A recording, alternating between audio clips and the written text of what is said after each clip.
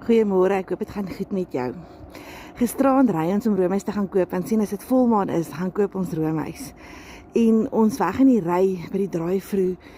En toe ons roomys kry, is ons bestelling verkeerd.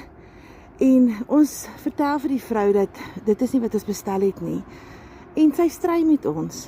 En sy vra vir ons slippie en ons gee die slippie en die bestelling wat ons gekry het is nie wat op die slippie is nie, maar steeds stry sy dat iemand in die winkel haar kom regwys en sy nog steeds nie kan erken dat sy fout gemaak het nie.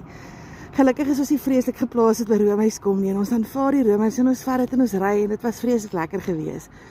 Maar in 'n moment te besef ek, julle, hoekom is dit so vir ons so moeilik om partykeer net te sê ek was verkeerd.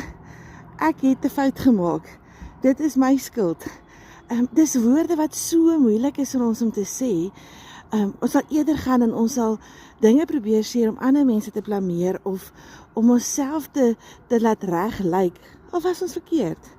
En hierdie is nie 'n nuwe ding nie, dit het al in die Bybelse tyd gebeur.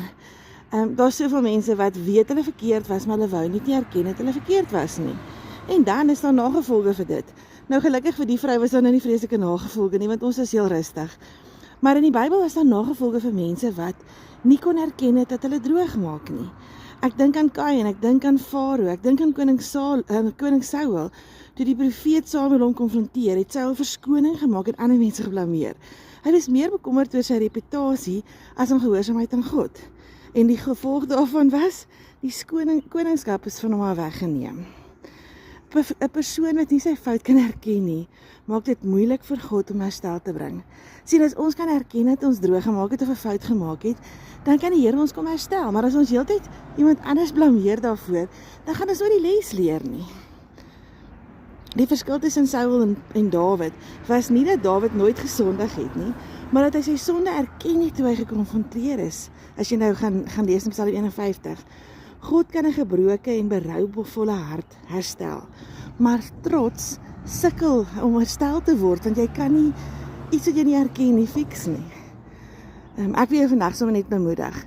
Dit is alright om te sê as jy verkeerd was, en te sê sorry, dit was ek was verkeerd gewees. 1 Johannes 1 vers 9 sê dit so mooi, as ons sonde bely, hy is getrou en regverdig om ons sonde te vergewe en ons van alle ongeregtighede te reinig. Dit is oké om partykeer te sê, ek was verkeerd. Spreuke 28 vers 13 sê, hy wat sy oortredings bedek, sal nie voorspoedig wees nie, maar hy wat dit bely en laat staan, sal barmhartigheid vind. Daar's so 'n ou koortjie, ek weet nie of julle hom ken nie, ek ken hom, ek weet nie van waar nie, wat sê bely en laat staan.